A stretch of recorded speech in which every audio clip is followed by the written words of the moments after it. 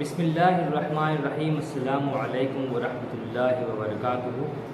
آج ہم ایک ایسی شخصیت سے، ہر دل عزیز شخصیت سے ملاقات کرنے جا رہے ہیں جن کا نام اسلم بدر ہے۔ جناب اسلم بدر صاحب ایک شاعر کی حیثیت سے ہمارے درمیان ہیں اور ان کی غزلوں کو ہم شوق سے پڑھتے ہیں۔ وہ 1 اپریل 1943 کو جمشید پور میں پیدا ہوئے، وہیں تعلیم حاصل کی، وہیں سے ملازمت کی اور وہیں 2004 سے سبکدوش ہوئے۔ ان کی کئی تصانیف ہم جانتے ہیں، ان میں سب سے اہم ہے پندار کا صنم کدہ، جو ان کی خود نوشت ہے، جو 2006 میں اشاعت سے ہمکنار ہوئی ہے۔ اس کے علاوہ شعری مجموعوں میں سفر اور سائے 1988، بوند سمندر 2008، ایک مثنوی ان سے منسوب ہے کن فیکون 2007 اور شوق ہر رنگ 2012، یہ ان کی کتابیں ہیں۔ اس کے علاوہ سوز و ساز حیات، یہ خود نوشت کو ترتیب دیا انہوں نے پھر اس کے علاوہ ایک اہم کتاب ہے ساغر جم جامع سفال، یہ ان کی بہترین کتابوں میں سے ایک ہے اور جھارکھنڈ کی ادبی تاریخ بلکہ جمشید پور کے ادبی منظرنامے پر یہ کتاب دلالت کرتی ہے۔ بہت اچھی کتاب ہے اور اسے جب بھی کوئی رانچی کی یا پھر پورے جھارکھنڈ کی یا پھر جمشید پور کی ادبی تاریخ کا ذکر ہوگا تو یہ کتاب ضرور یاد کی جائے گی۔ اور خود نوشت بھی دیکھنے کی چیز ہے۔ اس کے علاوہ حرمین شریفین کا جو انہوں نے سفر نامہ لکھا ہے وہ بھی کئی اصناف میں طبع آزمائی کی ہے۔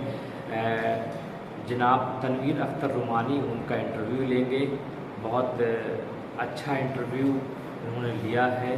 آئیے ہم دونوں ادیبوں سے آپ کو ملاقات کرواتے ہیں۔ السلام علیکم۔ وعلیکم السلام۔ جناب اسلم بدر صاحب، میں انجمن فریب اردو رانچی کی جانب سے آپ سے انٹرویو لینے آیا ہوں، تو آپ اس کے لیے تیار ہیں ذہنی طور پر؟ جو میں نے خبر بھی آپ کو انٹرویو کے لیے تیار نہیں ہے لیکن آپ کا سامنا کرنے کے لیے تیار ہے۔ اچھی بات ہے۔ دیکھیے، سوالات تو میرے ذہن میں کئی ایک ہے آپ سے۔ پہلا سوال یہ ہے کہ آپ اپنے ذرا خاندانی پس منظر کے بارے میں بتائیے۔ بھائی، ہمارے جو آبا و اجداد تھے وہ زراعت پیشہ تھے، لیکن والد صاحب نے کچھ ٹیکنیکل ٹریننگ وغیرہ لے لی تھی اور پھر جمشید پور آ گئے۔ دادا جو ہمارے تھے وہ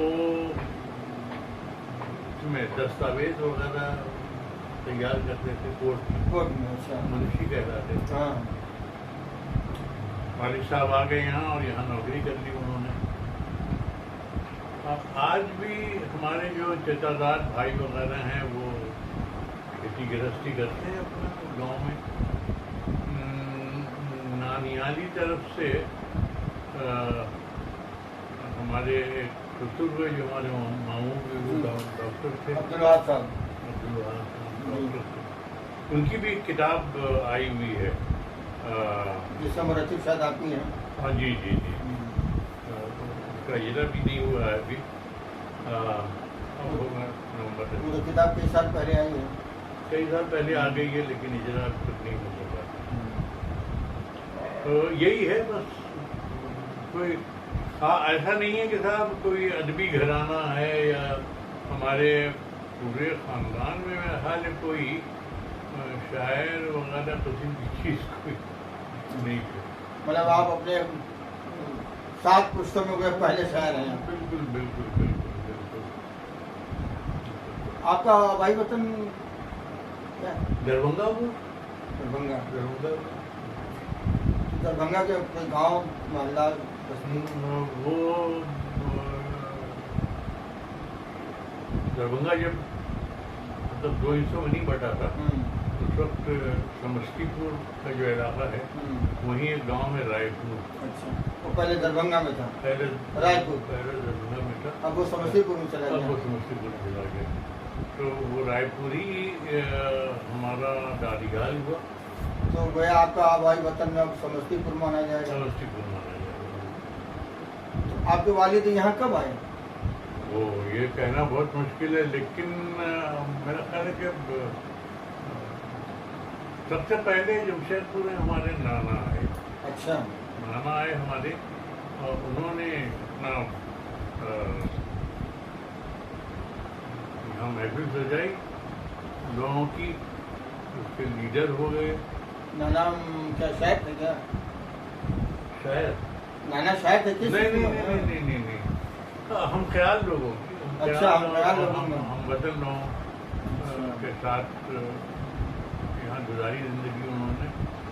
और यहाँ का जो टाटा वर्कर्स यूनियन है और उसमें बहुत फ़ाल रहे वो, और वाइस प्रेसिडेंट भी हुए उसके।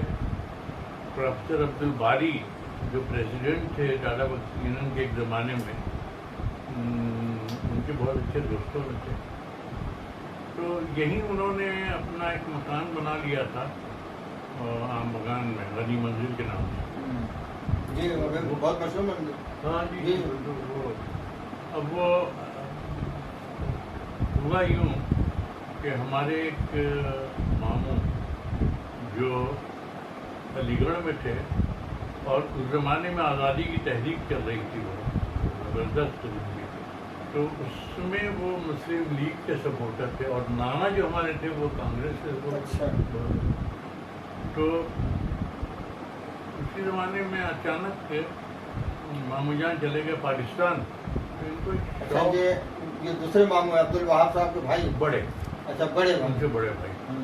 तो उनको बहुत शौक लगा, वो मकान जो उन्होंने बनाया था उन्होंने अपने एक दोस्त वकील थे उनको दे दिया। गनी मंजिल को? गनी मंजिल। भाई को नहीं दिया? कौन भाई? अरे अपने भाई को, अब्दुल वहाब साहब को। अरे हाँ, वो इतने बेजार हो गए थे अपने साहबजादे के इस बर्ताव से। अच्छा। एक तो ये मुस्लिम लीग ज्वाइन किया उसने, दूसरे के पाकिस्तान चला गया। इस बेजारी में उन्होंने, तो वो मकान भी अपना नहीं रहा, उनके जो दोस्त थे वकील उनका हो गया। आपकी पैदाइश जमशेदपुर में हुई? हमारी पैदाइश, क्योंकि वालिद साहब, बल्कि हमारी पैदाइश तो वालिद साहब के आने के कई बरसों बाद हमारी बड़ी बहनें वगैरह सब यहाँ पैदा हुई। अच्छा। जी। और टाटा स्टील में उनके मुलाजिम थे। शुरू में आए थे तो नाना की कोठी में रिहाइश थी उनकी। बाद में जब टाटा स्टील में नौकरी हुई तो एक मकान मिल गया साथी में। अच्छा। कंपनी का क्वार्टर मिला साथी में, वही मेरी पैदाइश थी, उसी क्वार्टर।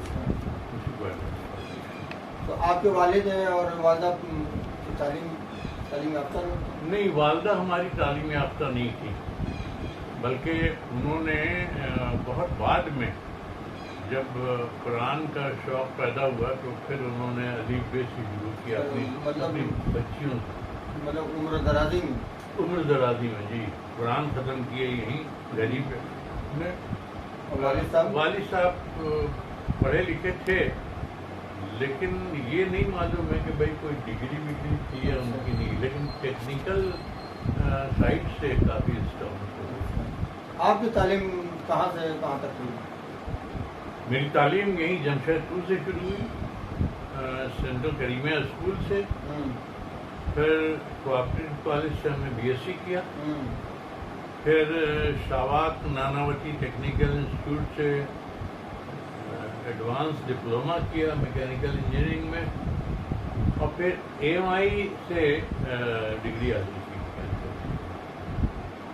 फिर अदब के या शायरी की तरफ, आप तो साइंस के आदमी थे, तो अदब की तरफ या शायरी की तरफ रुझान आपको कैसा? बहुत तफसील तलब जवाब होगा, लेकिन सवाल भी तफसील तलब है। देखिए, जिस ज़माने में हम करीमिया स्कूल में थे, बल्कि मिडिल स्कूल ही में, हमारे एक उस्ताद हुआ करते थे उर्दू और फारसी के। उनका नाम था सैयद शाह बदरुद्दोजा, और शायर थे। बदरुद्दोजा? अच्छा, बीजन माइल नहीं? नहीं, बीजन माइल वो बदरुद्दोजा है। वो बदियुज़्ज़मान। तो वो मुझे अक्सर यहाँ हर साल एक हफ्ते का तालीमी हफ्ता मनाया जाता था। अच्छा। टाटा स्टील जाने से सारे स्कूल इसमें शिरकत करते थे। अच्छा। اور تو اسی تعلیمی ہفتے میں کئی مقابلے ہوا کرتے تھے جس میں بحث و مباحثہ، بحث کا مقابلہ، تقریری مقابلے، غزل سرائی کا مقابلہ وغیرہ اس طرح بیت بازی وغیرہ بھی. تو بیت بازی ہوا کرتی. تو ہمارے جو استاد تھے وہ تیار کر کے بھیجا کرتے تھے اپنے طلبا کو. اپنے طلبا کو. تو اس میں ہم بھی شامل تھے. تو بس یہی ہوتے ہوتے مقابلوں میں حصہ لیتے لیتے کچھ شاعری کی طرف دھیان جو ہے مرتب ہوا. تو شاعری کی طرف دھیان دینے کی تحریک کس نے دی؟ تحریک کسی نے نہیں دی. دیکھیے واقعہ میں بیان کر سکتا ہوں. ہاں بالکل بالکل آرام سے. دیکھیے ایک بار ہمارے استاد جو تھے کسی غزل سرائی کے مقابلے میں ایک غزل لے کے تیاری کروا رہے تھے. غزل ان کی اپنی تھی یا کسی اور کی؟ نہیں کسی اور کی غزل کی تیاری کروا رہے تھے. میرا خیال ہے کہ غزل کسی کی وہ ذوق کی شاید کوئی غزل تیاری کروا رہے تھے. تو جو غزل لکھ کے انہوں نے دی تھی اس میں کسی شعر میں ایک لفظ چھوٹ گیا تھا لکھتے ہوئے. ایک لفظ چھوٹ گیا تھا. تو جب ہم شعر پہ آتے تو تھوڑا سا اٹک جاتے کیونکہ ترنم کا پڑھتے تھے. ترنم اٹک جاتا میرا. تو کئی بار جب اٹکے ہم تو ان کے پاس لے گئے شعر یہ اس شعر میں کچھ گڑبڑی ہے. اچھا. انہوں نے ایک تھپڑ مارا. ابھی کے شعر میں گڑبڑی تلاش کر.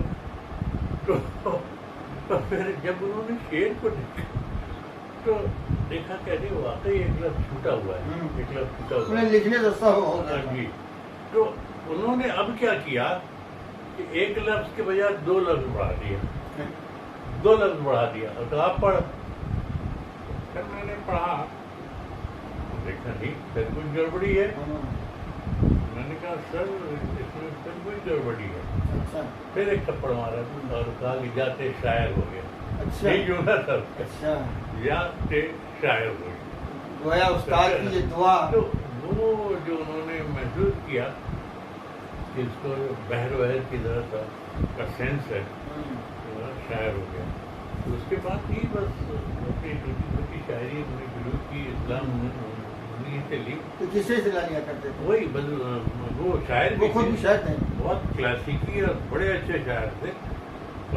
لیکن افسوس یہ ہے کہ ان کا ساتھ 2-3 سالوں کا رہا. میٹرک سے پہلے ہی ان کا انتقال ہو گیا. اچھا. آرا کی کسی اس میں سجادگی تھی ان کو حاصل. اچھا. سجادہ نشین تھے ہی تھے کسی خاندان سے. وہیں گئے تھے کسی میٹنگ میں وہیں ان کا انتقال.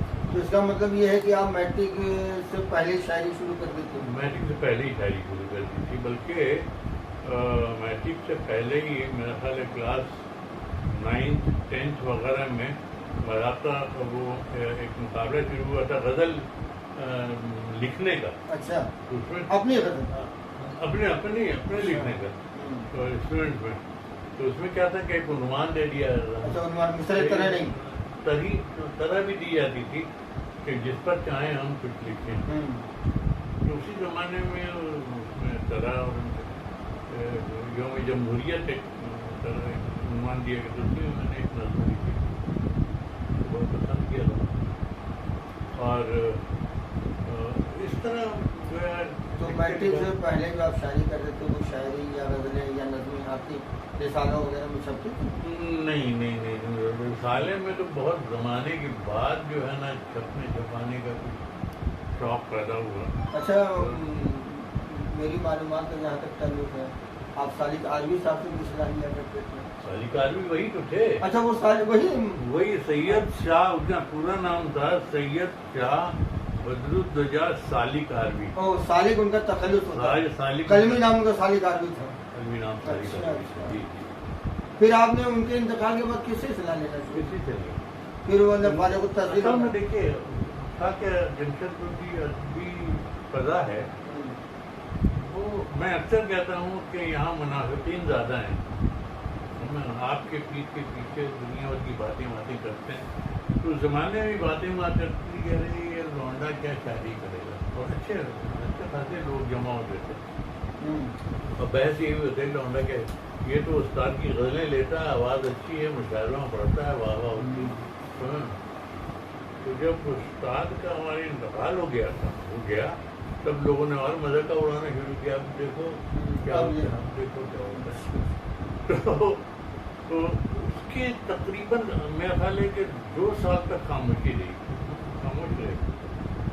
2 سال کے بعد ایک مشاعرہ ہوا جو سہیل واسطی نے آرگنائز کیا تھا شاخی بازار میں۔ اچھا، ایک ناز آرٹ کے نام سے ایک دکان تھی، ناز ڈالڈا لین میں، ڈالڈا لین میں، جی اسی کے سامنے جو سڑک تھی، اور بڑے لہیم سہیم تھے وہ، بڑے رحیم سہیم تھے، اور میں نے ان سے ایک بار مونوگرام بنایا ہے۔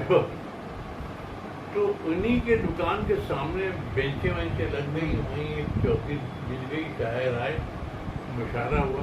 تو اس مشاعرے میں پہلی بار 2 سال کے بعد، استاد کے انتقال کے بعد شریک ہوئے غزل کے ساتھ، نئی غزل لکھی، شریک ہوئے، بہت ہی کامیاب ہو گئی غزل۔ اس کے بعد سب سے پہلے مائل صاحب نے آ کے ہم کو معلومات دی، بیزن مائل نے، اور اس کے بعد یہ کہا تھا کہ صاحب تو آ جانا ہمارے پاس، نظر دیکھ لیا کریں تمہاری۔ لیکن ایسا کچھ کبھی نہیں ہوا۔ استاد شاید پھر زمانے میں سہیل واسطی تھے، ابھی بارہویں تھے، کیف تھے، ساحل تھے، بہت سارے لوگ تھے، لیکن کبھی کسی کے پاس گئے نہیں۔ ویری گڈ بیٹا، میرے یہ تو ان کا لیا ہے یار۔ بہرحال تو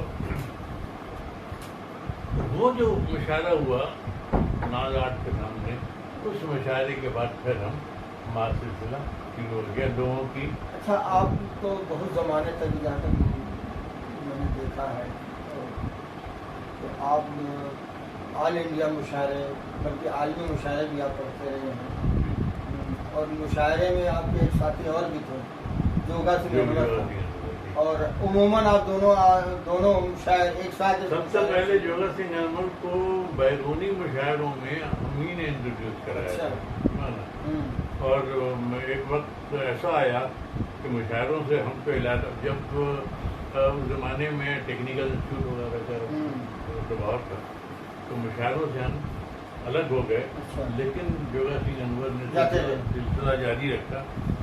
تو بیرونی مشاعروں میں تو بین الاقوامی مشاعروں میں سب سے پہلے وہی گئے، اچھا، اس کے بعد ہم گئے۔ اچھا، تو لال قلعے کا بھی مشاعرہ آپ نے پڑھا؟ نہیں، لال قلعے کا مشاعرہ، اور جوگا سنگھ انور نے ایک مشاعرہ کیا۔ اچھا، لیکن وہاں تک مجھے یاد ہے کہ ایک بار آپ لال قلعے کا مشاعرہ۔ دیکھیے، لال قلعے کے مشاعرے میں ہم گئے ضرور تھے، مطلب انویٹیشن آیا ضرور تھا، لیکن ہم اٹینڈ، کیونکہ زمانے میں دفتری مصروفیات بہت زیادہ تھیں، اور اس زمانے میں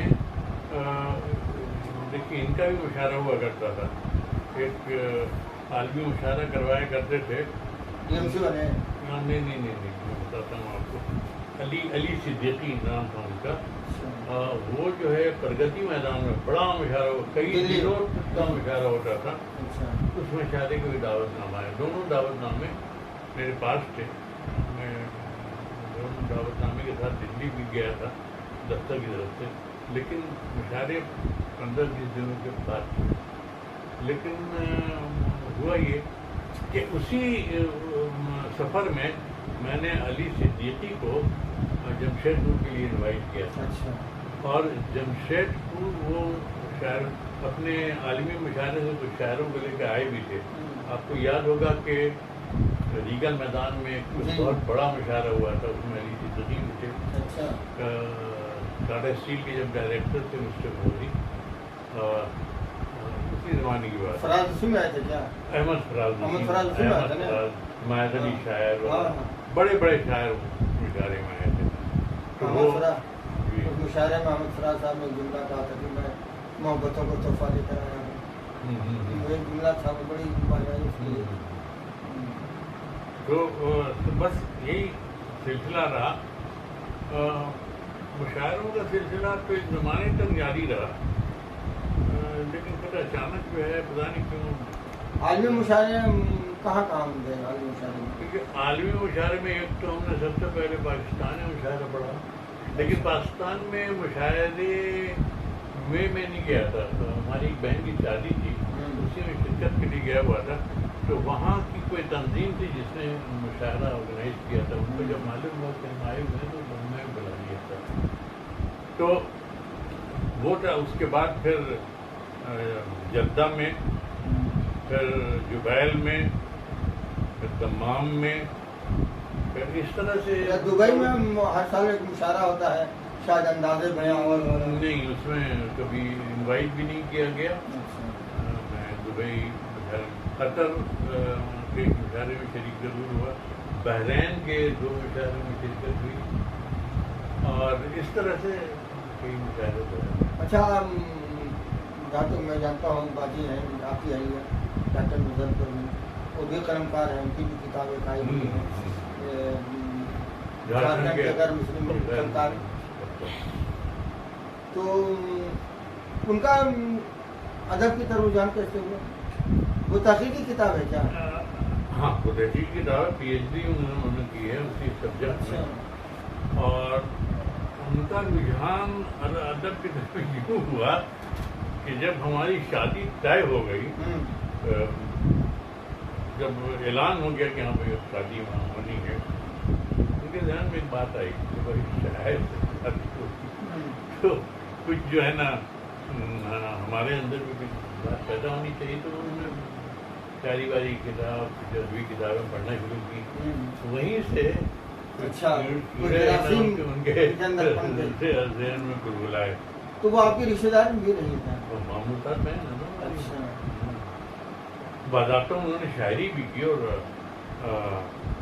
اچھی غزلیں کہی، لیکن تعداد ان کی اتنی کم ہے کہ اچھا، آپ کے صاحبزادے بھی آج کل شاعری کر رہے ہیں؟ بہت خوب کر رہے ہیں، اور بہت خوب کر رہے ہمارے ہیں، شاگرد بھی ہیں وہ؟ جی بہت خوب کر رہے ہیں، اور عالمی مشاعرے میں انہوں نے پڑھا؟ جی بالکل۔ تو اب وہ ہم نے جو کچھ چھوڑا ہے بس انہوں نے لپٹ دیا۔ اچھا، باجی ہیں ڈاکٹر مظفر جماعت کی رکن ہیں جماعت اسلامی کی، جی تو آپ کی طرف سے کوئی بندش نہیں ہے ان پر جماعت کے رکن؟ بندش کیا؟ آپ رکن نہیں بنے یا آپ کا تعلق جماعت سے تو نہیں ہے؟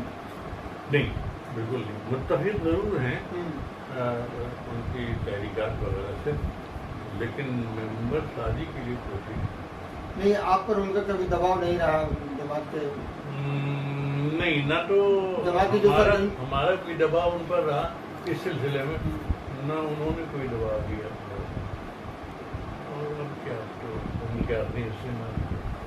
اچھا، تو آپ کا پہلا مجموعہ میرا خیال ہے کہ سفر اور سائے ہے، 1988 میں۔ اتنی لمبی مدت کے بعد، جبکہ آپ کئی ایک مشاعرے میں بہت مقبول مشہور ہو چکی تھے، کتاب 1988 میں اتنی لمبی مدت کے بعد آئی، اسی کیا وجہ سے؟ دیکھیے، آپ نے محسوس کیا ہوگا کہ اتنے مشاعرے پڑھنے کے بعد بھی کتابوں میں بہت کم چیزیں شائع ہوئی ہیں ہماری، عجیب سا خوف ایک طرح کا ذہن پر تاری رہتا تھا کہیں چھپنے، اور بیزاری بھی تھی، ارے کہاں آپ وہ غزل لکھو اور بھیجو، تو اسی لیے چھپانے کی طرف سے اتنا زیادہ شوق بھی نہیں تھا، رجحان بھی نہیں تھا، لیکن جب کافی نظمیں غزلیں اکٹھا ہو گئیں تو کچھ لوگوں نے مشورہ دیا کہ چھپنا چاہیے آپ کو، تو یہیں اس زمانے میں ایک پریس ہوا کرتا تھا، سن فلاور پریس، اس میں جو ہمارے دوست تھے رضا المرتضیٰ، انور ادیب جو ہیں، انور رضا ادیب، انہوں نے بھی کچھ انکریج کیا کہ نہیں کتاب آنی چاہیے، اور اسی زمانے میں ایک بہت اچھے کاتب ہوا کرتے جو علی ملا سجدی، ان سے ہاں جی فیض العلوم میں رہتے تھے، کتابت سکھاتے تھے، وہ اصل میں ٹرینر تھے، ٹریننگ دیتے تھے کتابت کی، ان سے جا کے ملوایا تو ہم نے پورا مسودہ ان کے حوالے کر دیا کتابات، تو وہ جو سفر سائے کتابت جو ہے نا علی ملا سجدی کی ہے، छापा इन लोगों ने अरे उसके बाद से तो आपकी कई किताबें आई। उसके बाद से देखिए जरा नाज़रीन को क्या अपनी कुछ किताबें दिखाइए, जरा ये है किताबें दिखाइए जो क्या क्या है। बता दीजिए वो। सबसे पहले क्या है, ये देखिए आपके वो तो है नहीं, ये तो गुल समंदर दिखाइए। आप दिखाइए। देखिए नाज़रीन हज़रात, ये असलम बदर साहब का दूसरा मजमुआ है। पहला मजमुआ अब दस्तयाब नहीं है, सफ़र वसाए। ये बूझ समंदर उनका दूसरा सीरी मजमुआ है 2008। और ये क्या कहते हैं, उनकी खुद नविश किताब है पिंदार का सनम कदा 2006। जी। और अभी ये बिल्कुल आखिरी तस्नीफ ताज़ा तरीन है, बहुत खूबसूरत किताब है, शौक है रंग। दो किताबें जो अभी फ़िलहाल दस्तयाब नहीं हैं, जिसको मैं आपको किताब की खूबसूरत भी है, अंदर जो है वो हर गज़ल के ऊपर जी ओहो इसकी क्या बात। खूबी ये है कि हर गज़ल के साथ तस्वीर है, गोया ये क्या कहते हैं, ये मुसव्वर किताब हुई जी। आइए सर। और दूसरी किताबें अभी अवेलेबल नहीं है। अच्छा, आपको वो तारीख जमशेदपुर की अदबी तारीख लिखने का ख्याल कैसे आया, जो आपकी किताब है जामे सिफाल?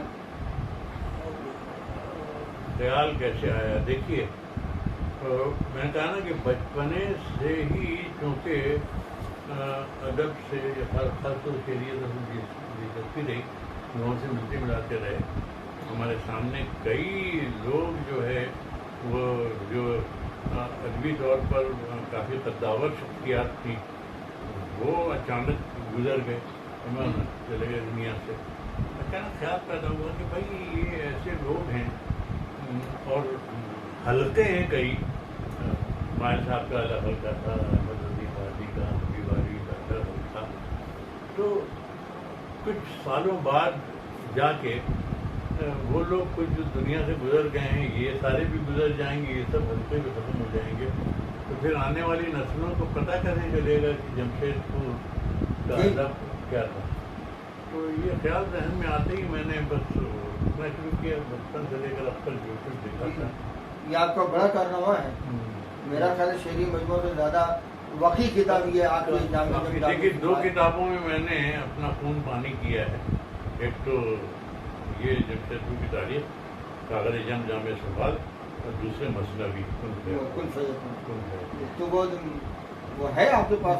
नहीं, अब देखिए वो कहीं पड़ी बड़ी होगी, जो लाइब्रेरी जब हम गए यहाँ से शिफ्ट की दूसरी जगह अपनी, तो वो किताबें बस इधर उधर हो अच्छा, वो उसमें मैंने वो पूरी किताब पढ़ी है आपकी जामे सिफाल, उसमें आपके बचपन का भी कई एक वाक़यात उसमें है जी।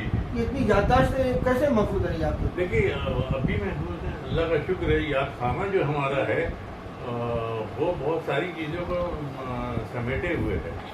और आज भी जब बचपन की याद आती है तो कई दरवाजे खुलते हैं आज भी। और एक तो याद का आलम ये है, दूसरी याद का आलम ये है कि नमाज पढ़ते हुए एक रिकत हुई है, दूसरी पे ये भूल जाते हैं। वो खाना खराब है उसकी खिड़कियाँ उड़कियाँ सब बंद है। अच्छा, इधर मैं बहुत ज़माने से महसूस कर रहा हूँ ये जो आपकी आखिरी किताब है शौक खंडन, इसके बाद मैं देख रहा हूँ कि आपका जो अदबी रुझान है वो मायूसून है। मतलब दिलचस्पी आपके न अदबी महफिलों में जाना पसंद करते हैं, न कुछ लिखने लिखाने का शौक है। इसकी क्या वजह है, क्या मायूसी क्यों हुई? देखिए, इसकी वजह तो मैं कोविड को समझता हूँ। कोविड से पहले काफ़ी आना जाना था, काफ़ी अलग सी ज़िंदगी थी, लेकिन कोविड ने जो कमरे में बैठा दिया ना, अच्छा, ये 1.5 साल तक जो तन्हाई की ज़िंदगी गुजरी है। अब यकीन कीजिए, यहाँ हमारे मोहल्ले का भी कोई जनाजा आता था तो लोग डर से जाते नहीं थे वहाँ तक, और हम जो है ना बालकनी में खड़े होकर बस सबके सामने खड़े होकर नमाज पढ़ जाते, ये आलम था कहीं। तो वो जो 1.5 साल की तन्हाई थी ना, اس تنہائی کی ایک عادت سی ہو گئی ہے. اب وہ تنہائی پسند آنے لگی. محفل سے زیادہ میں نے ترجیح دی تنہائی کو. اب وہی سلسلہ اب تک چلتا چلا جا رہا ہے. اچھا معذرت خواہ ہوں سوال کیا آپ بھی کووڈ کے شکار ہوئے تھے کیا؟ نہیں میں کووڈ کا شکار. آپ کے گھر میں کوئی؟ ہمارے گھر میں تو پھر یہ کووڈ سے اتنی وہ بھائی مطلب یہاں ڈاکٹرس یہاں کے لوگ سب کہا کرتے تھے کہ باہر نکلنا نہیں ہے, لوگوں سے ملنا ملانا نہیں ہے. سرکاری طور پہ بھی اعلان تھا کہ سرکاری طور پہ بھی اعلان تھا. یہاں تک کہ مسجد میں بھی لوگ جو ہے نا مسجدیں بند ہو گئی, 5 آدمی کی اجازت تھی. اتنے ہی لوگ آتے تھے. تو اس کے نتیجے میں نے کہا نا کہ میں نے بھی اپنے آپ کو سمٹ گیا ایک طرح, یا سمٹ گیا یا سمٹنے پہ مجبور ہو گیا, جو کہہ لیجیے. تو آپ دیکھیے کوئی بھی عادت جب ایک مدت تک جاری رہتی ہے تو آدمی اس عادت کا شکار ہو جاتا ہے. ابھی اگر کوئی بھی عادت ہو تو وہ جو تنہا پسندی تھی, جو تنہائی جو لادی گئی تھی, اب وہ تنہا پسندی ہو گئی. اچھا اس کتاب میں آپ نے مولانا ارشد القادری مرحوم کو بھی جی بالکل افسانہ نگار تسلیم کیا ہے, اور ان کی کتاب ہے چاہے زیرو کی جو کتاب ہے افسانے کی کہانی کی کتاب, کیا نام ہے وہ دیکھیے تو ہم بھی بھول تو گئے. ان کو کس بنیاد پر آپ نے افسانہ نگار یا کہانی کار کی ضرورت کی؟ بہت اہم سوال ہے یہ. سوال مجھ سے سید احمد شمیم نے بھی کیا تھا. یار عجیب سی تاریخ لکھ گئے تم, گدھے گھوڑے کو ایک ساتھ کر دیا تم نے. جو گدھا تو بھی شامل, جو گھوڑا ہے وہ بھی شامل, اس کے تازی بھی شامل ہے. تو میں نے ان کو ایک جواب دیا تھا, وہ جواب آپ کو بھی دے دیتا ہوں. میں نے ان سے کہا تھا کہ دیکھیے تنقید جو ہے وہ محمود اور ایاز کو الگ کرتی ہے. یہ محمود ہے, یہ ایاز ہے, لیکن تاریخ جو ہے دونوں کو ملاتی. تو میں کوئی تنقیدی کتاب نہیں لکھ رہا ہوں, یہ تاریخی کتاب ہے. اس میں جیسے آپ ہیں ویسے وہ ہیں, ویسے وہ ہیں. جس نے ایک غزل بھی کہی ہے اور کسی رسالے میں نے کرائیٹیریا یہی رکھا ہے. کسی نے بھی کچھ کہا ہے, اگر وہ اس کی غزل مطبوعہ ہو گئی تو میں نے اس کو شاعر سمجھ لیا. تو اس کا مطلب یہ کہ مولانا ارشد القادری کی وہ کتاب ہے, لیکن نام بھولنا پڑ جائے, بہت اچھی کتاب ہے وہ, میں نے میرے پاس ہے لیکن دیکھیے ابھی اس کا نام بھول رہا ہوں. زیرو زبر تو نہیں, زیرو زبر نہیں ہے, کچھ بڑا ادبی نام بھی ہے اس کا, بلکہ وہ کہیں افسانوی نام ہے. اس کی جو کہانیاں ہیں جو عام طور پہ جس کو ہم افسانہ بولتے ہیں, ترقی پسند افسانہ یا رومانی افسانہ یا جدید افسانہ, اس پیمانے میں تو کہانیاں نہیں ہیں, اخلاقی ہیں. وہ اخلاقی اور اصلاحی کہانیاں ہیں. بالکل. تو اخلاقیات ہے کیا؟ میں تو اخلاقیات کو ادبی تصور کرتا ہوں. آپ جنسیات پر لچر تحریریں جو ہے نا اس کو ادب میں شامل کرتے ہیں تو اخلاق کیوں نہیں ہوئے؟ صحیح بات. اور میں صحیح معنوں میں مرکزیت جو ہے ادب میں وہ اخلاق کو ہی دیتا ہوں. تو کیا مانا جائے ارشد القادری کو جمشید کا پہلا افسانہ نگار؟ یہ میں نہیں کہہ سکتا, کیونکہ کب سے وہ افسانہ لکھ رہے ہیں یہ مجھے نہیں معلوم ہے. جب ان کی کتاب شائع ہو گئی ہے تب مجھے بھی پتا چلا کہ افسانہ نگار دیکھو. ویسے ایک بات اور, اگر وہ کتاب نہیں بھی آتی تو میرا خیال آپ نے اگر ان سے گفتگو کبھی کی ہوتی اس سبجیکٹ میں 2-3 بار مجھے شرف حاصل ہوا ہے کہ ان کے سامنے بیٹھ گفتگو کی جائے, تو گفتگو میں بھی میرا خیال ہے کہ صاحب ادبی میں نے ان کی کئی تقریر سنی ہے, اس تقریر میں ان کے جلسے میں شامل ہوا, ان کی تقریر سنی ہے. تو میرا خیال ہے کہ جمشید میں جو 2-3 مقرر ہیں, مطلب مذہبی مقرر, ایک تو وہ ارشد القادری صاحب نمبر 1 پر ہے, اور اگر ادبی جو ہے مقرر دیکھنی تو ڈاکٹر منظر کاظمی صاحب، کوئی اور اگر سیاسی مقرر دیکھ لیجیے تو ہمارے ڈاکٹر نور خان صاحب ہیں۔ تو ان تینوں کو میں 3 زمرے میں ایک بہترین مقرر میں ان کا سیاسی مقرر میں نہیں تسلیم کرتا، وہ بس اپنی مثالات بہرحال مجمع کو تو جمع کر دیتے ہیں، مجمع کو متاثر کرتے ہیں، مجمع کو جمع ہی نہیں کرتے، مطلب آج کل بلکہ فساد کروا دیتے ہیں۔ 1979 یاد ہوگا آپ کو، نیزے پر قرآن اٹھا لیا تھا، لوگ تو جمع ہوئے لیکن اس کا نتیجہ کیا ہوا؟ پتھراؤ ہوا، لوگ کتنے شہید ہو گئے، خود بھاگ کے چلے گئے بلیا، اور بلیا میں چندہ وصول کر رہے ہیں، تو یہ تو ہے۔ اچھا سر یہ بتائیے، ایک زمانے سے آپ سکے جمع کرتے ہیں، سکے، ہاں سکہ یار کہاں لے جا رہے ہو بھائی؟ ارے بہت گھنا جنگل ہے، کھو جائیں گے ہم بھی۔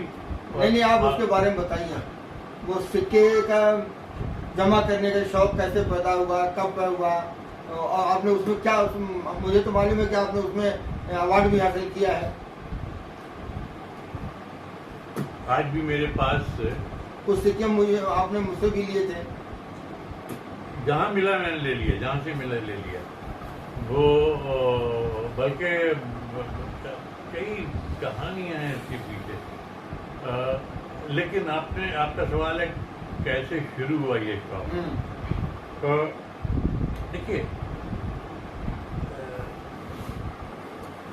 ہماری والدہ کی ایک بیٹی ہوا کرتی تھی دن کی، جیسا کہ عموماً پرانی والدہ جہیز میں ملی ہوئی بیٹی تھی، تو اکثر وہ پیسے جو ہے نا، جو خردے ہوئے اگر ہوا کرتے وہ اپنی آنچل میں باندھ کے رکھتی تھی۔ اچھا، ہمیں جب ضرورت ہوتی تھی ہاتھ پھیلا دیتے تھے، وہ اپنا وہ گرا کھول کے اس میں سے 52 یا 54 ہاتھ پہ رکھ لیتی تھی۔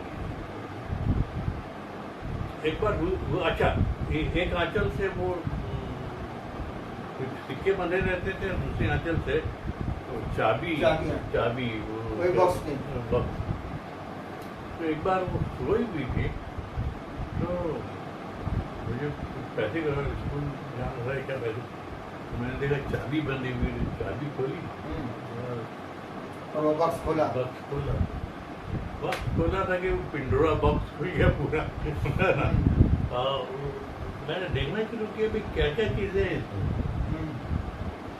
اس میں جانتے ہیں کیا کیا رکھا تھا انہوں نے؟ ہمارے والد صاحب کا ایک وہ شادی والا کوٹ، اچھا، شادی والا، اور اپنا وہ جو پیشواز وغیرہ جو ہوا کرتا تھا دلہن کا وہ تھا اس میں۔ اور پھر میں نے رٹنا شروع کیا کیا کیا ہے بھائی، اور تو دیکھا ایک ڈبہ ہے، چھوٹا سا ڈبہ بھی ہے، تو ڈبہ کو نکال کے دیکھا تو بہت سارے گزرا پیسہ وغیرہ اس میں، تو پرانے زمانے کی دونی تو کنی تو وہ، ارے یہ کیا چیز ہے بھائی، یہ تو آج کل چلتی نہیں ہے۔ بہرحال پھر جیسے کہ ایسا رکھ دیا ہم نے۔ لیکن وہ سکے ان کے زمانے میں چلتے تھے، ان کے زمانے میں بہت پہلے وہ انگریزوں کا زمانہ ہوا کرتا، اس زمانے کے سکے تھے۔ تو آئی گئی بات ہو گئی، ایک بار میں نے والدہ سے پوچھا، اماں ایسا ہم نے ایک بار کیا تھا، اس میں جو ہے ڈبے میں بہت سارے پیسے تھے، پیسے میں سمجھ نہیں آئے کیسے پیسے تھے، اس میں پرانے زمانے کے نہ وہی پیسے جو تھے، کوائنس وغیرہ جو تھے تانبے کے چاندی کے، تو وہ ایک بار ایک صاحب تھے ہمارے اختر صدیقی صاحب، وہ اس زمانے میں جمشید پور کا ایک کوائن کلب ہوا کرتا تھا، اس کے ممبر تھے۔ اختر صدیقی بی جے پی کے صاحبزادے تو نہیں؟ دوسرے تھے، آج کل ہے نہیں، ہمارے لکھنؤ کے تھے، چلے گئے ریٹائرمنٹ کے بعد۔ وہ ایک بار ہمارے یہاں آئے تو انہوں نے کچھ شوق دلانا شروع کیا، بھائی آپ آئیے نا کلب کے ممبر ہو جائیے۔ ہم نے کہا ٹھہری چاہیے پہلے ہم آپ کو کچھ پوچھنا ہے۔ کوئی والدہ کے پاس آ کے ڈبہ جو تھا وہ لٹ دیا ان کے سامنے، ایک دم بچکے ہو گئے، آپ کے پاس کہاں ہے بھائی، ایک دم چلیے، اسی میں سے کچھ سکے نکال کے ہم ان کے ساتھ ہو گئے۔ انتظام کھولیے. اس کے بعد انہوں نے ممبرشپ بھی دلا دی کوہینز کلب کی. جب ممبرشپ مل گئی تو ہم نے اب سکوں کو پڑھنا شروع کیا کہ آخر یہ سکے ہیں کیا. جب پرانے سکوں میں آپ دیکھیے گا زیادہ تر پرشین یا عربی اسکرپٹ ہوا کرتی تھی, اس کو پڑھنا شروع کیا. اس کو پڑھنے کے لیے میں نے کتابیں خریدی, اور جب کتابیں خریدی اور وہ سکوں پر ڈھلی ہوئی تحریر جو ہے جب پڑھنا شروع کی تو ایک شوق پیدا ہوا. اور اس کے بعد جناب سکے میں نے تلاشنا شروع کیے. تو جمشید پور میں تھا, کوئی گنجائش ہی نہیں تھی.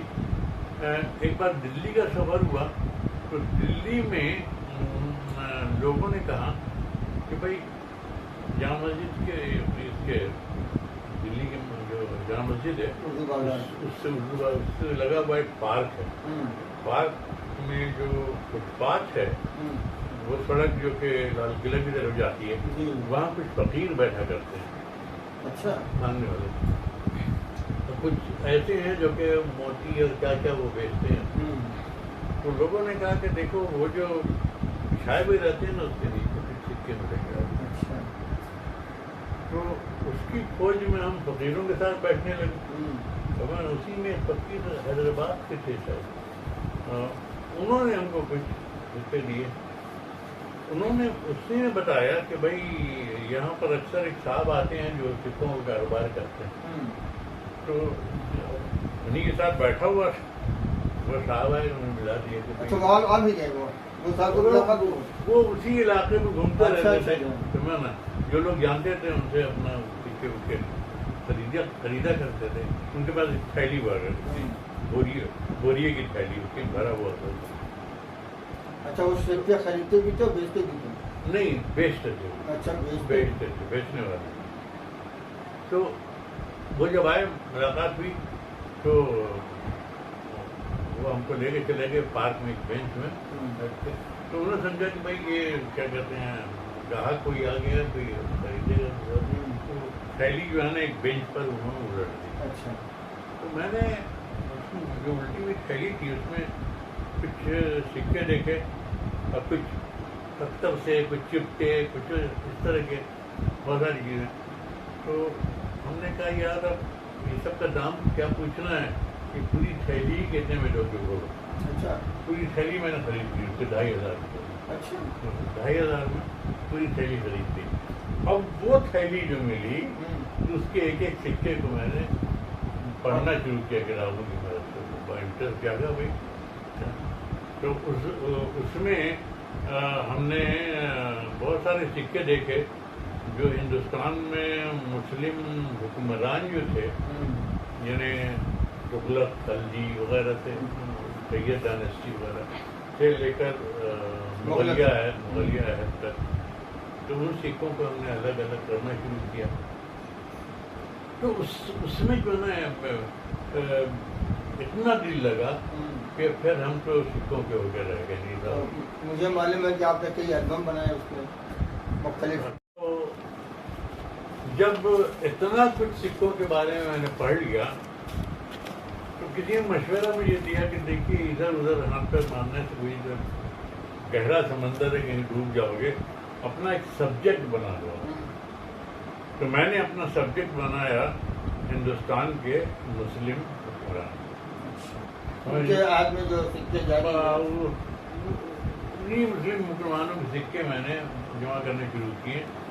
تو ایک زمانہ ایسا بھی گزرا کہ میرے پاس خاص طور سے تانبے کے اتنے سکے مسلم حکمران, یعنی سمجھیے کہ تغلق سے لے کر مغلیہ عہد تک ہر شہنشاہ کا سکہ میرے پاس. جتنے بھی ریاستی حکومتیں تھیں, چاہے وہ حیدرآباد دکن کی ہوں یا جوناگڑھ کی ہوں یا بنگال کی ہوں, گجرات کی جو مسلم جہاں جہاں مسلم حکمران تھے, وہ سب کے سکے میں نے جمع کیے.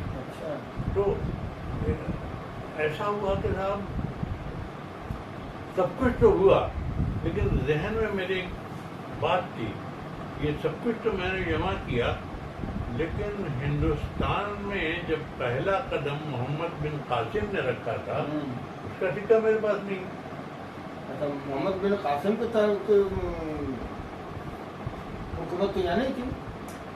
آیا تھا نا ہندوستان میں، آیا بھی ملتان تک پہنچ گیا تھا وہ. اچھا. اس کے بعد پھر بلا لیا خلیفہ وقت نے اس کو، تو اپنی جگہ پر اپنے گورنر کو ڈپیوٹ کر کے وہ یہاں سے چلے گئے. ہے یہی تاریخ یہی ہے. تو محمد بن قاسم کا سکہ نہیں ہے. تو کتابوں کے پڑھنے سے معلوم یہ ہوا کہ محمد بن قاسم نے یہاں آ کر کوئی سکہ ڈھالا نہیں تھا، بلکہ وہ عباسی دور کے جو سکے تھے وہی رائج کیا تھا یہاں. لیکن ان کے جو گورنر تھے ان کے گورنروں نے کچھ سکے ڈالے تھے. اب اس کے پیچھے پڑ گئے ہم کہ جب یہاں ڈالے تھے یہاں کے سکے ہیں وہ ہمیں ملنے چاہیے. وہ سکہ ہمیں جا کے بامبے کے ایک تاجر کے یہاں ملا. بامبے کے ایک تاجر. تو دیکھیے کہیں بھی میں جاتا تھا نا تو وہ سکوں کی تلاش رہتی تھی، اور ڈھونڈتے ڈھونڈتے ڈھونڈتے ڈھونڈتے پہنچ جاتا تھا. تو وہ تاجر جو ایک گجراتی تھا، تو میں نے اس سے کہا کہ بھائی اس پیریڈ کا مجھے کوائن چاہیے. تو فیک تو نہیں تھا اصلی سے؟ دیکھیے یہ بہت مشکل کام ہے یہ بتانا کہ کون فیک ہے کون ریئل. دلی میں تو عموماً فیک سکے بہت زیادہ اویلیبل ہیں. اس کی ایک ہی پہچان ہے سمجھ لیجیے کہ جو بہت زیادہ شارپ نظر آئے، جو بالکل اپنی آنکھوں سے پڑھا جا سکے، وہ اس کو جو ہے نا آپ حقیقی نہیں کیجیے. بلکہ جو اصل سکے ہوتے ہیں اس کی تحریریں مٹی ہوئی ہوتی ہیں، مردائی ہوئی ہوتی ہیں. اس میں اچھا یہ نہیں یہ ابھی مثلاً نہیں کہتے کہ بہت ہی اہم موڑ ہے. تو اس تاجر سے میں نے کہا کہ میں نے مجھے زمانے کے مسلم کچھ گورنر تھے ان کے سکے چاہیے.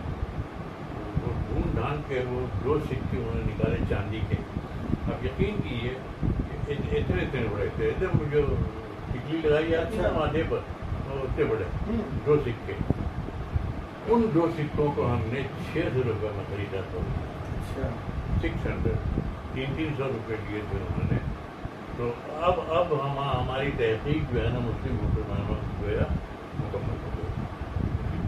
آپ اچھا اس فن کو کیا کہتے ہیں؟ سکے جمع کرنے کا فن. فلیٹری تو وہ تو انگریزی میں کہتے ہیں، اردو میں کیا کہتے ہیں؟ انگریزی میں بتائیے. فلانتھراپی بولتے ہیں. فلانتھراپی. اور فلیٹری تو اس کو بولتے ہیں وہ ڈاک ٹکٹ کو جمع کرنا. آپ نے اس میں ایوارڈ یا انعام بھی حاصل کیا ہے؟ ایوارڈ اس زمانے میں ہوا یہ کرتا تھا تو جو کوائنس کلب تھا اس کوائنس کلب کی سالانہ میٹنگیں ہوا کرتی تھیں. تو اس میں ٹاٹا کے ایم ڈی وغیرہ آیا کرتے تھے اور ایگزیبیشن وغیرہ بھی لگا کرتا تھا. تو اس ایگزیبیشن میں ہم نے بھی اپنے کوائنس کو ایگزیبٹ کیا تھا. تو اس زمانے میں ڈاکٹر ایرانی تھے ایم ڈی، جے ایرانی. تو جے ایرانی کو بھی سکوں میں بڑا شوق تھا. اچھا. تو انہوں نے جو میرے سکے کے دیکھے تو بہت اپریشیٹ کیا تھا. اس کے بعد سے اسی بیس پر ایک ایوارڈ. تو البم کیا ہوئے؟ کون سا البم؟ وہی سکوں کے کئی ایک البم میں نے آپ کو کبھی دیکھا تھا. ایک کارٹن میں بند کر کے کہاں رکھا ہوا ہے پتہ نہیں، لیکن ہے. اتنے آپ نے جو ہے اتنا اس سکوں کے جمع کرنے میں اتنا سرمایہ جو ہے خرچ کیا، اتنا وقت خرچ کیا، محنت کرنی، اب اس کو آپ باندھ کے ہے ابھی بھی ہے، بس بندہ پڑا ہوا ہے. ابھی ایک دن آپ بھی ہمیں باندھ کے کہیں ڈال دیجیے گا. یہ تو بھی زمانے کا دستور ہے. کوئی بھی چیز جو ہے مستقل تو رہتی نہیں. ایک زمانے تک ایک شوق رہتا ہے، وہ ختم ہوا. اب شاعری بھی ہماری بدی پڑی ہوئی ہے. اچھا آپ اپنے کچھ ہم افسروں کے نام بتائیں جو جمشید میں جو آپ کے ساتھ شاعری کرتے رہے، یا آپ کے استاد شاعر، آپ کے استاد بھائی کہیے، ان کے کچھ نام بتائیں. اگر استاد بھائیوں کا نام آپ جاننا چاہتے ہیں تو دیکھیے جماعت تو بہت بھرپور تھی. بلکہ ہوا یہ کرتا تھا کہ جہاں کہیں مشاعرہ ہوتا تھا، یہ میں میٹرک سے پہلے کی بات بتا رہا ہوں، تو ہمارے استاد اس مشاعرے میں پیدل جایا کرتے تھے بالکل، اور ان کے پیچھے پیچھے پورا قافلہ ہوا کرتا تھا شاگردوں کا. تو اسی قافلے سے کچھ نام آپ کو بتا دیتے ہیں ہم. ایک تو قمر مینائی، عبدالحفیظ قمر کہتے ہیں، وہ تھے. جمیل مظہر جو ابھی ہیں، جمیل مظہر وہ بھی ہمارے استاد بھائی. جی جی، جمیل مظہر ہے ہمارے استاد بھائی. پھر قمر حمید تھے جو رانچی چلے گئے تھے. وہ ہیں سبحان الدین مہر پشاوری، ایک پٹھان تھا. وہ ہیں عاشق نوازوی ہیں. عاشق نوازوی تو ابھی آئے نہیں، وہ تو پٹنہ کے انتقال بھی ہو گیا. جی انتقال ہو گیا نا. پٹنہ ان کے گھر میں گیا، ملا. یہ ان کے جو والد تھے، ارے جو ابھی بہت شہاب نام تھا. ارے شہاب نوازوی نہیں تھے. شہاب وہ تو عاشق نوازوی تھے. کن کے والد؟ ارے ابھی بہت تنقید اور پرانے لکھا کرتے ہیں. جمشید پور گورے چٹے سے لمبے سے ہی جمشید پور کے پرانے نگار بھی ہیں. انور امام کی بات کریں. انور امام اور شہریار پرویز شہریار. اچھا شہاب قاضی پوری. شہاب قاضی پوری. ہاں اچھا وہ بھی انہیں کے تھے. شہاب قاضی پوری تو میرے دوستوں اچھے دوست.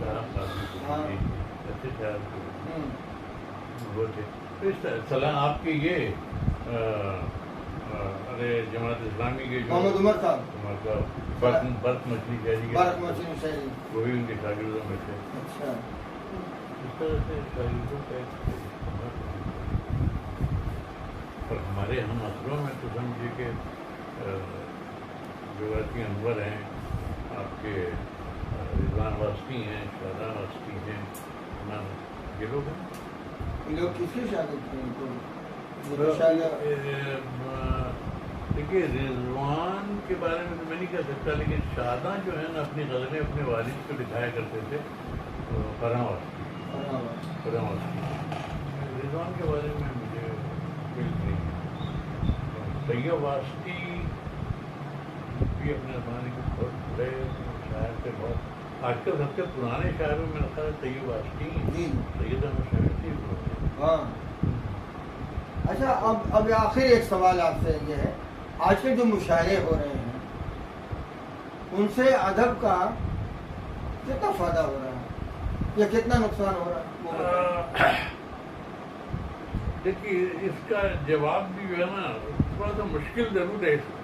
میں ایک فائدہ آپ کو بتاتا ہوں ان مشاعروں کا، شاید اس سے کچھ آپ کے سوال کا جواب مل سکے آپ کو. راول قلعہ میں کچھ مشاعرے ہوا کرتے جہاں ہم اکثر جایا کرتے تھے، لیکن راول قلعہ کے بازار میں ہوا کرتے جہاں اسٹیشن کے پاس رضاف تحفظ ہوا کرتے تھے، اسی میں مشاعرے ہوتے تھے اور بھی ارد گرد محلے میں.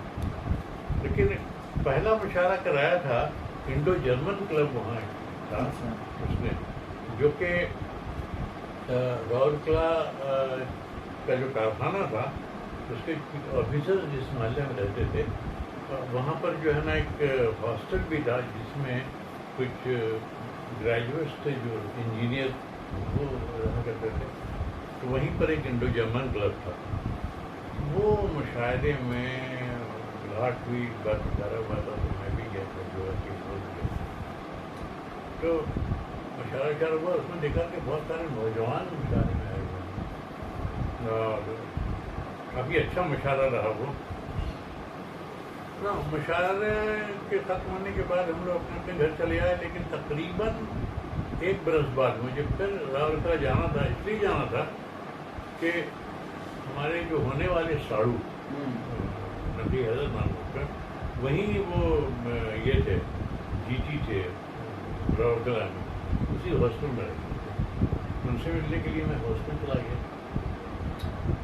ہاسٹل میں جا کے میں نے دروازے نوک کیا، ان کے دروازے وہ تھے نہیں، 2-3 جو ان کے ساتھ رہنے والے تھے اس کمرے میں.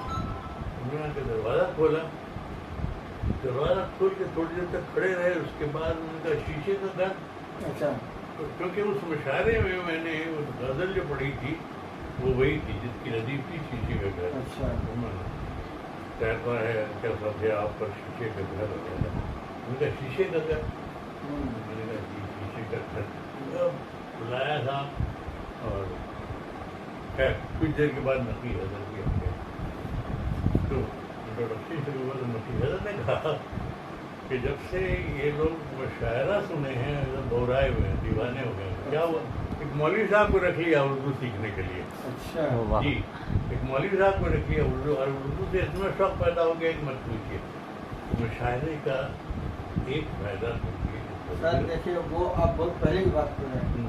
میرا سوال جو آج کے زمانے میں اس دہائی میں قریب 10 برسوں کے اندر جس ڈھنگ کے مشاعرے ہو رہے ہیں, آج کے زمانے میں بھی جو غیر اردو کا طبقہ ہے اس کا کھنچاؤ تو مشاعرے کی طرف ہے کسی نہ کسی طور پہ. لیکن یہ ہے کہ وہ کھنچاؤ اگر اس کو اردو کی طرف مائل کرتا ہے ظاہر ایک فائدہ مشاعرے. چلیے ٹھیک ہے, تھوڑا فائدہ ہے, لیکن آج کے جو مشاعرے کے آداب ہیں, مشاعرے کی جو تہذیب ہے, وہ کہاں وہ تو معیار تو اس کا گرا ہے. دیکھیے, ہر زمانے میں تہذیبیں بدلتی رہتی ہیں. مشاعرے کی وہ تہذیب جو سودا کے زمانے میں تھی وہ غالب کے زمانے میں نہیں رہی. غالب کے زمانے میں جو تہذیب مشاعرے کی تھی آگے چل کر بدل گئی. تو تہذیب مشاعرے کی تو بدلتی رہی ہے. دیکھیے, سودا کے زمانے کے مشاعرے تھے وہ ایک دائرے میں ہوتے تھے, ایک دائرے میں کرتے تھے, اور ایک شعر پر لوگ جو ہے سر ڈھونڈتے تھے, یوں سر ڈھونڈتے تھے. تو وہ ایک خانقاہی تہذیب تھی کہہ لیجیے. زیادہ صوفی جو ہے نا صوفی مہش آدمی تھے. غالب تک آتے قطار میں شاعر بیٹھا کرتے تھے, اسٹیج پہ شہنشاہ صدارت کرتے تھے, شمع برداری ہوا کرتی تھی. یہ تہذیب تھی. آج کل وہ تہذیب نہیں ہے. تہذیبیں جو ہیں بدلتی نہیں ہیں, لیکن آپ کا اگر اشارہ مشاعرے کی بد تہذیبیوں پر ہے تو یقیناً اب مشاعرے جو ہے وہ دیکھیے ہے کیا. ابھی پرسوں میں ایک ویڈیو دیکھ رہا تھا تو شاعر کو بلایا گیا, عمار اقبال یا کوئی نام ہے پاکستان کا. تو سیٹیاں اور تالیاں بجنی شروع ہوئیں. تو اس نے جملہ کا بڑا پیارا جملہ کہا کہ بھائی تالیوں کی حد تک تو ہم قبول کر لیں گے, اس لیے کہ ہمارے بزرگوں نے اس حد تک قبول کر دیا ہے, لیکن سیٹیاں نہ بجائیے کیونکہ یہ مشاعرے تہذیب نہیں ہے. اور سیٹیاں بجاتے ہیں تو مجھے معلوم ہوتا ہے کہ صاحب مادری زبان میں کچھ بات ہے وغیرہ وغیرہ. تو مشاعرے اب یہاں تک پہنچ چکے ہیں. تہذیبیں یوں سمجھ, مشاعرے کی وہ تہذیب جس میں بیٹھنے کے آداب ہوا کرتے تھے, اسٹیج پڑھنے کے الگ آداب ہوا کرتا تھا, وہ سب کچھ اب تو میرا خیال ہے کہ مشاعرہ گائیکی میں اور اداکاری میں تبدیل ہوتے رہ گیا. بہت امپورٹنٹ جملہ کہتے ہیں, بہت امپورٹنٹ. گائیکی میں اور اداکاری میں تبدیل ہو کے رہ گیا ہے. جو سب سے اچھا سر لگائے گا کامیاب شاعر ہوگا. یہاں تک کہ نظر ٹی وی بھی اگر ہے اسٹیج پر کہ سر بہت اچھا لگاتا ہے تو اس کا وہ شعر کہ اس نے, اب مجھے ابھی بھی یاد ہے جمشید کے پہلے مشاعرے میں اس نے ہنس کر نظر جھکا لی ہے, آج کچھ بات ہونے والی ہے. لوگ ایک دم صاحب کرسیوں پہ کھڑے ہو گئے. تو نظر اٹوی کو اس کے سر نے شاعر بنا دیا. تو اب تو بیچارہ حیات سے ہے بھی نہیں, لیکن اور کچھ شاعر تو اداکاری کرتے ہیں, ان کی اداکاری نے ان کو شاعر بنا دیا. نہیں, اسی مشاعرے میں اس نے غزل بھی پڑھی تھی, اس کا بہت اچھا شعر تھا. چہرے کے نقوش اتنے صدموں نے بدل ڈالے, لوگوں نے مجھے میری آواز سے پہچانا. لیکن یہ کہ مشاعرے اب صحیح مان, دیکھیے اردو سامعین کے لیے میرا خیال ہے مشاعرے نقصان دہ ہیں. غیر اردو سامعین کے لیے اب بھی کچھ فائدہ مشاعرے بس نہیں کہتے. چلیے, بہت شکریہ, بہت آپ کا وقت میں نے لیا اور آپ نے وقت دیا, اس کے لیے بہت شکریہ. میں بھی شکر گزار ہوں آپ کا, اور میرا ادارہ انجمن فروغ اردو بھی شکر گزار ہے. انشاءاللہ زندگی رہی تو پھر اس سلسلے میں آپ کو کبھی کوئی گفتگو ہوگی. تو پھر آپ کا بہت شکریہ.